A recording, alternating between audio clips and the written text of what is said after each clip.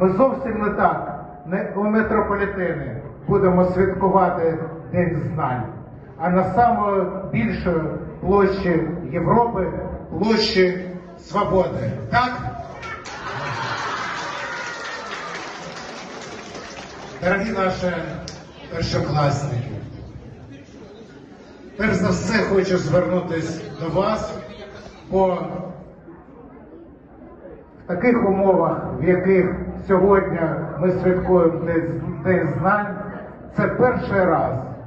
І я маю надію, що такого більше не буде, але, знаєте, ви запам'ятаєте на все життя те, що сьогодні тут ми з вами робимо, коли святкуємо День знань. Перший дзвоник у місті Героїв Харкові!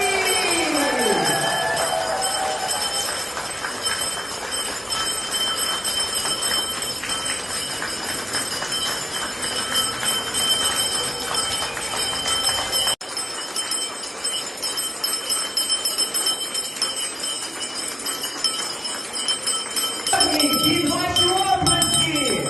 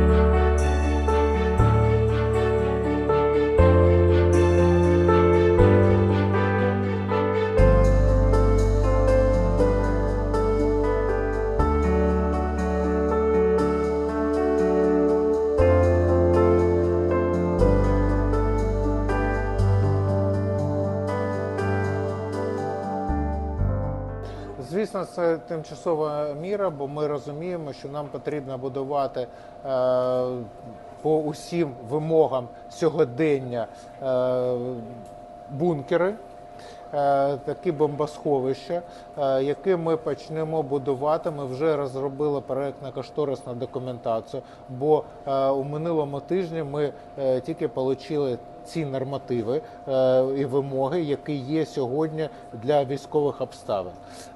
Це дуже такі потужні вимоги, які сьогоднішні ДБН пред'являють. Ми вже розробили за цей тиждень проєктно-кошторисну документацію, і перше таке укриття на 450 учнів будемо будувати у нашому місті в дуже стислий термін. До речі, хочу сказати, що так, це потребує дуже багато фінансових ресурсів, бо одне таке укриття по нашим розрахункам десь 56 мільйонів буде коштувати. Але ми будемо йти на ці затрати, бо ми розуміємо, що дітям потрібно навчатися.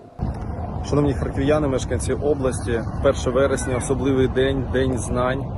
Другий рік поспіль ми в умовах повномасштабного вторгнення Російської Федерації розпочинаємо цей навчальний рік в особливих умовах.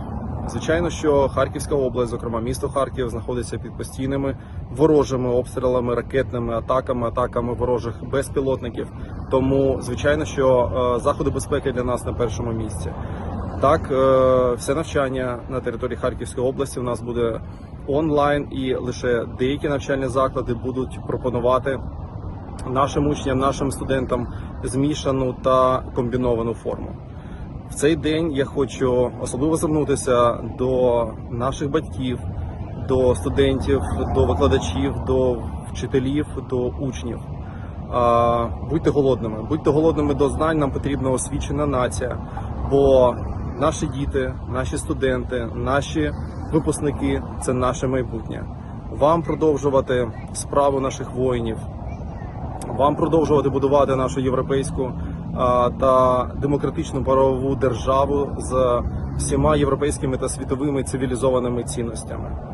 Я хочу подякувати нашим Збройним силам за те, що ми маємо навіть в такому форматі розпочинати і маємо таку можливість розпочинати цей навчальний рік. Так само, звичайно, що нашим Збройним силам, завдяки нашим Збройним силам, я переконаний в тому, що ми відновимо очне навчання. І майже 14 тисяч першокласників у нас дійсно сядуть в очному форматі за свої парти.